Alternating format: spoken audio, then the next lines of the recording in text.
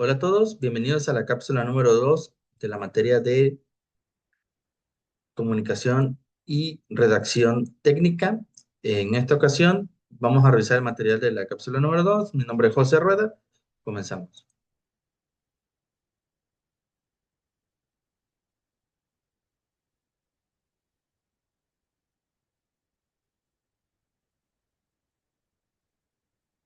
Muy bien.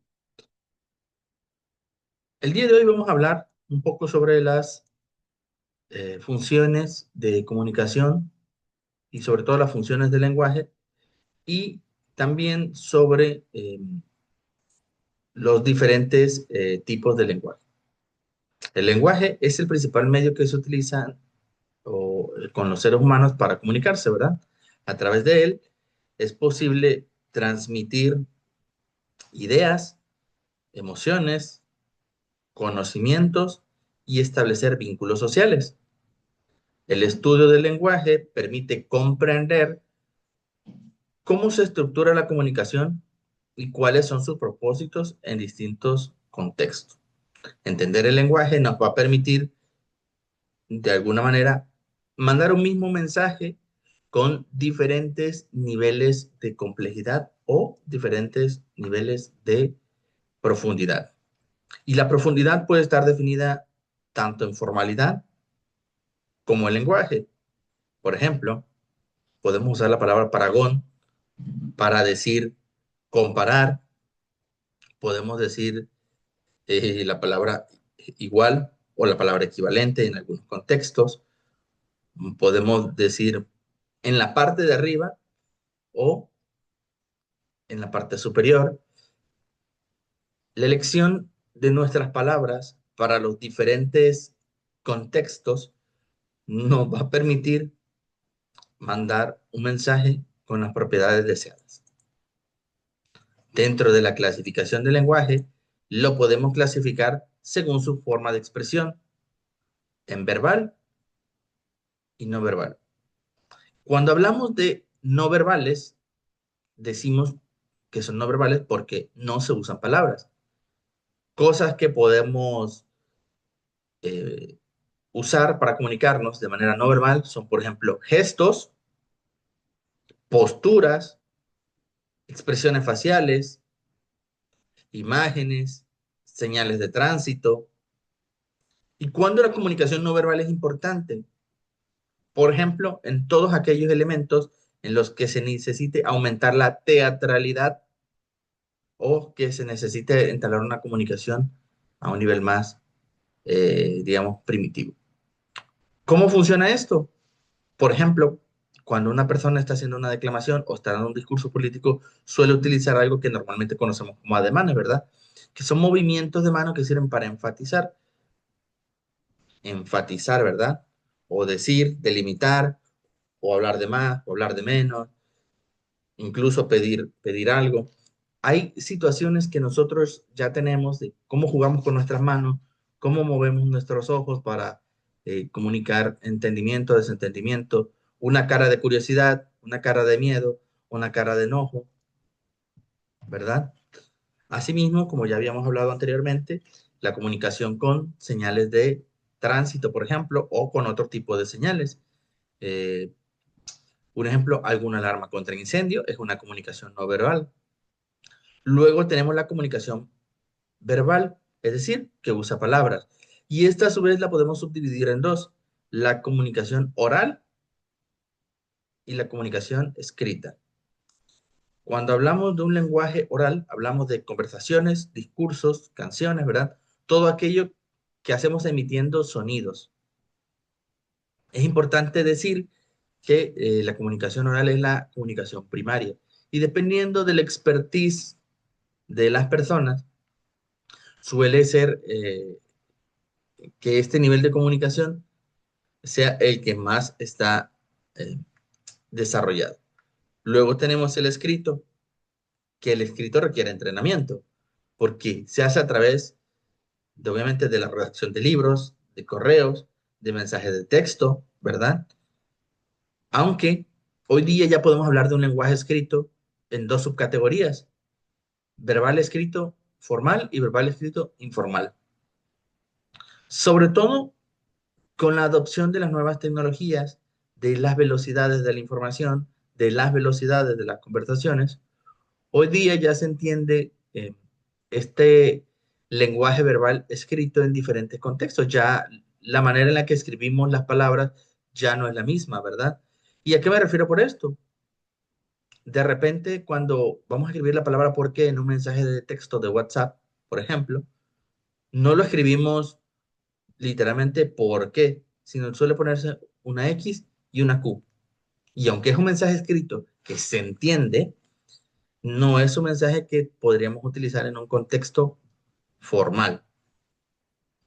Y sin embargo, podemos añadir que el lenguaje escrito es un poco más complejo en el sentido de que necesita mayores herramientas para su entendimiento.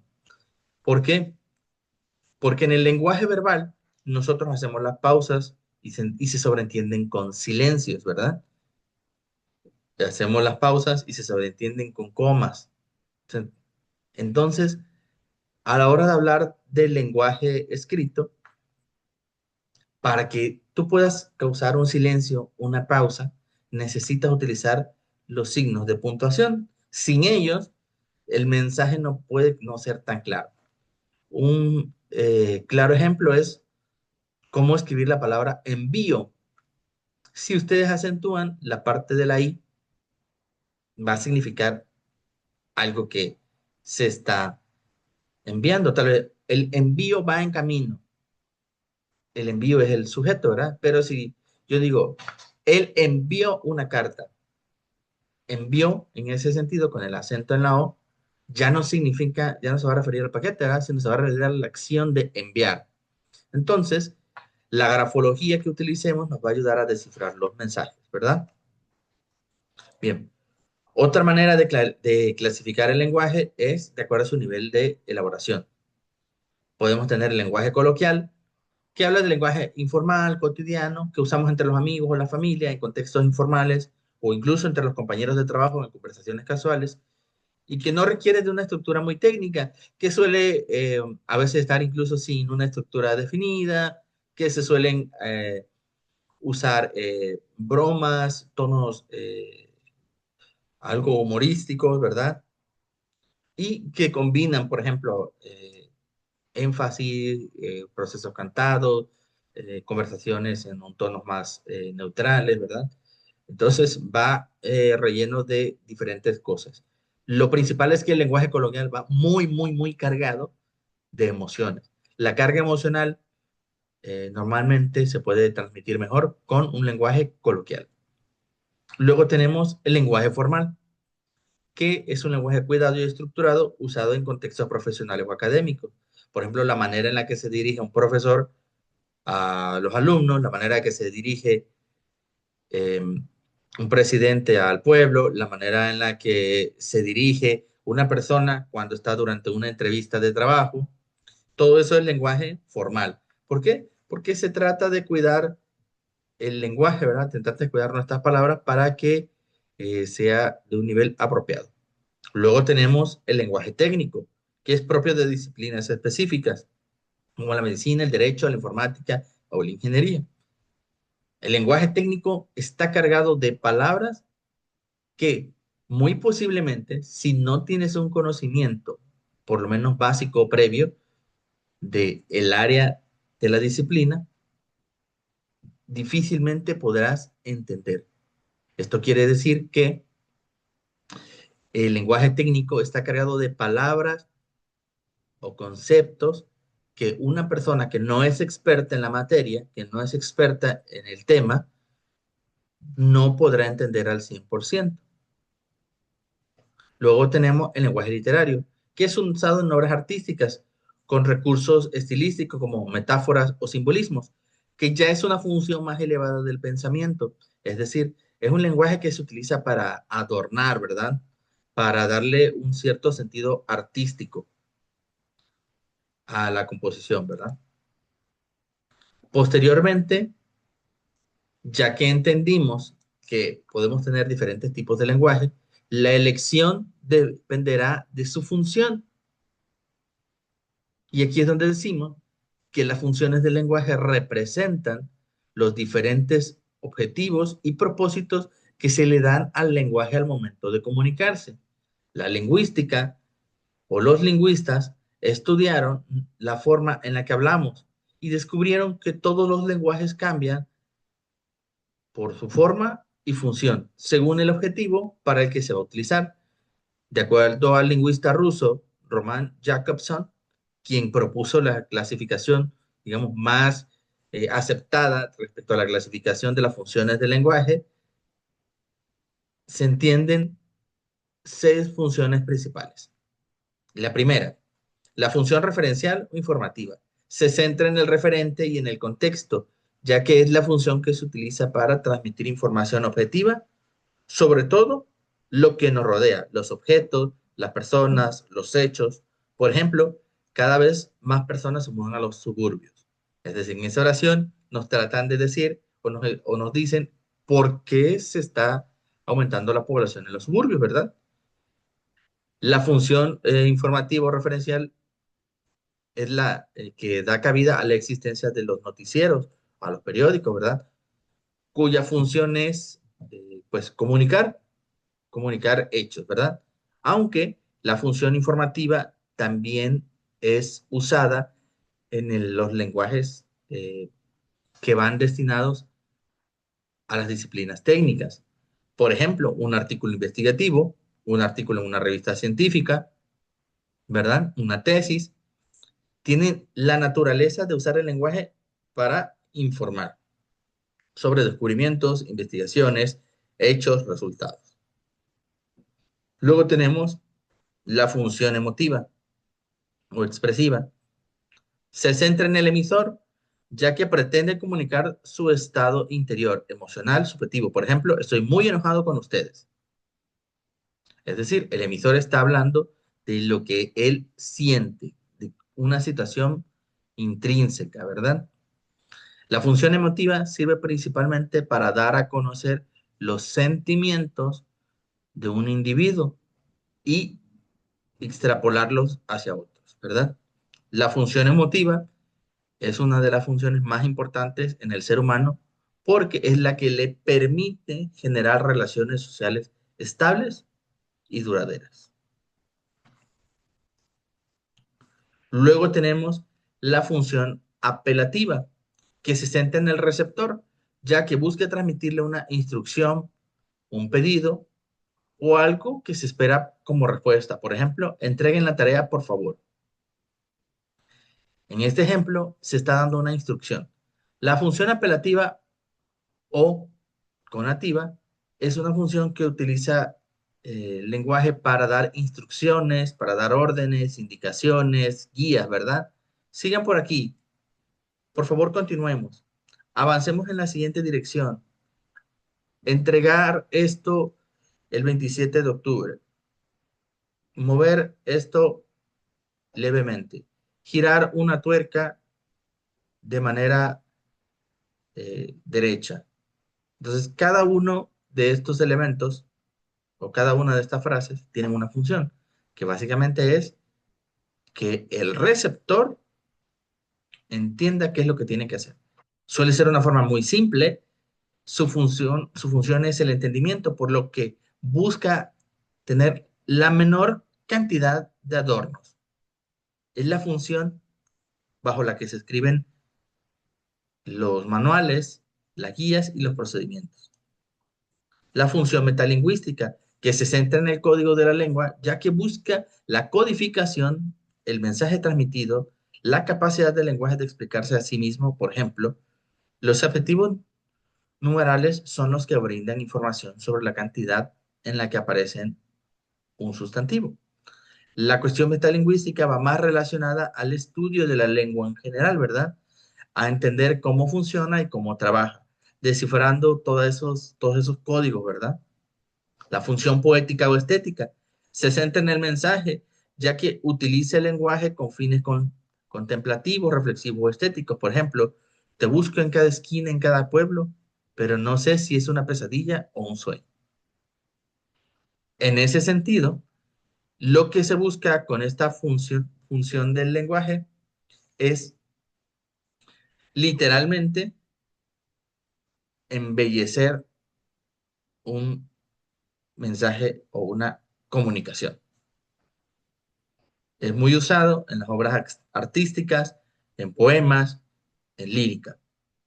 Luego tenemos la función fatídica o relacional, que se centra en el canal de comunicación, ya que pretende corroborar si la comunicación se está transmitiendo en forma correcta y fluida. Por ejemplo, ¿se oye? ¿Se escucha? ¿Me entienden? La función fática es una función de confirmación. ¿Dónde la encontramos? Normalmente la vamos a encontrar en las comunicaciones críticas, en las comunicaciones en las que tenemos que confirmar el envío o recepción de los mensajes. Por ejemplo, en la comunicación que se hace dentro de una estación aérea o una torre de señales aéreas, ¿verdad? Y a la cual se dirigen los aviones que van a aterrizar en un aeropuerto determinado. Entonces, siempre se dice cuándo inicia y cuándo finaliza. Por ejemplo, aquí, avión 361, me escuchan, cambio. Normalmente la función fatídica inicia presentándote y terminando la frase con un cambio, corte, entendido. ¿Por qué?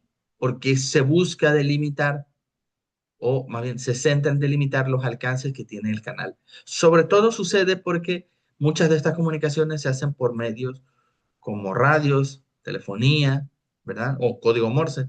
Y lo que se busca es que se entienda cuál es el inicio y fin de un mensaje determinado.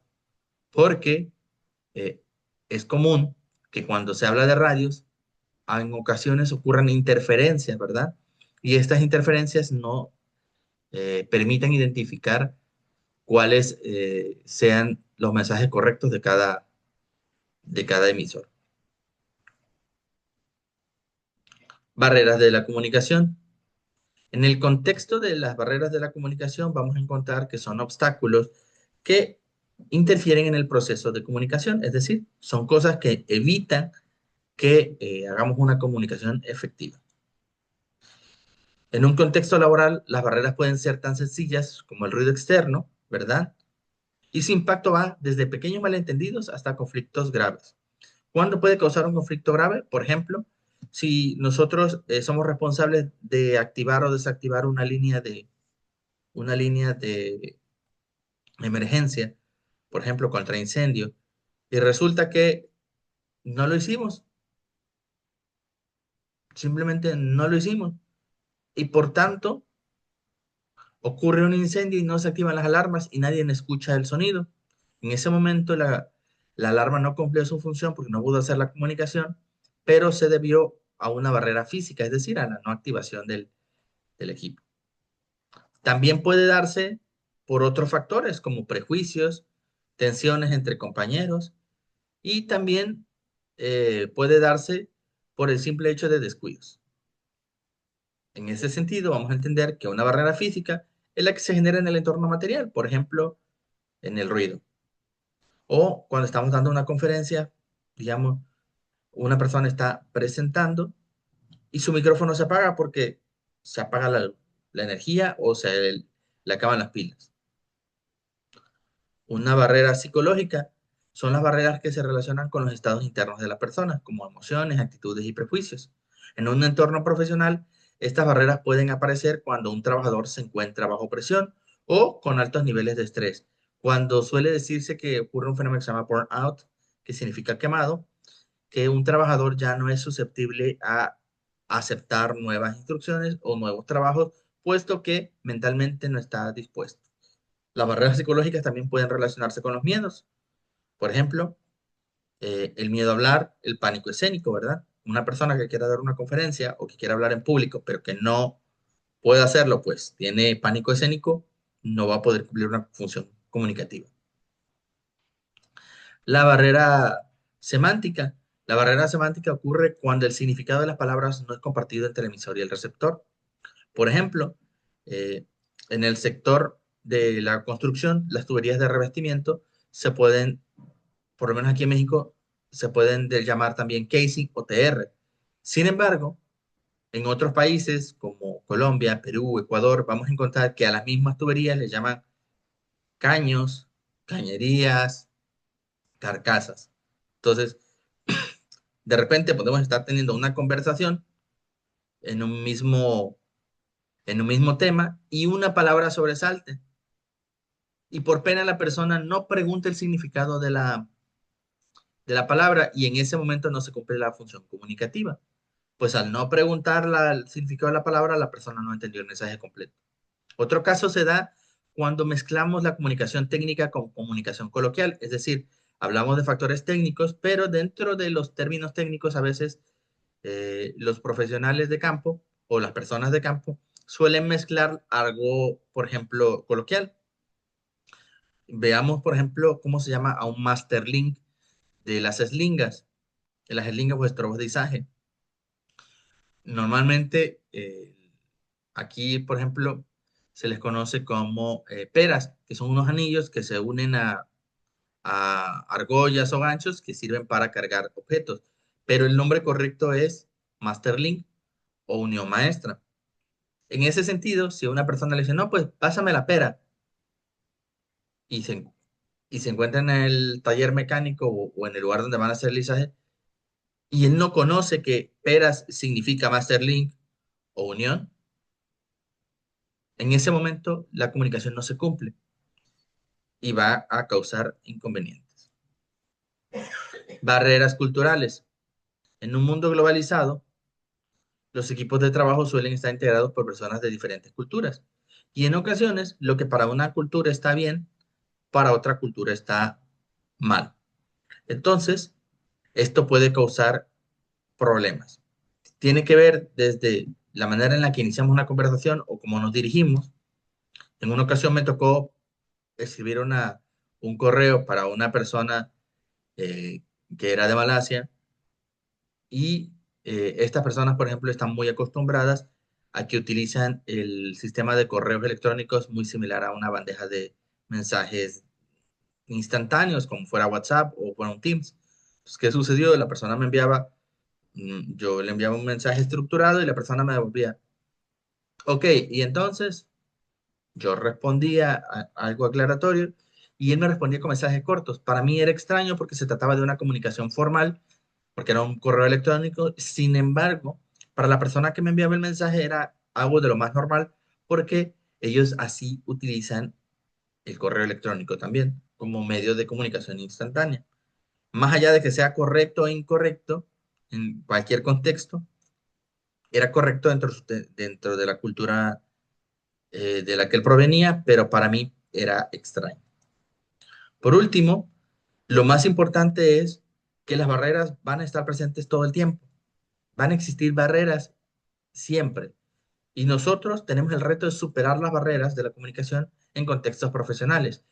Y el primer paso para esto siempre va a ser identificarlas. Una vez que podamos identificar el problema, vamos a poder abordarlo y por ende darle solución.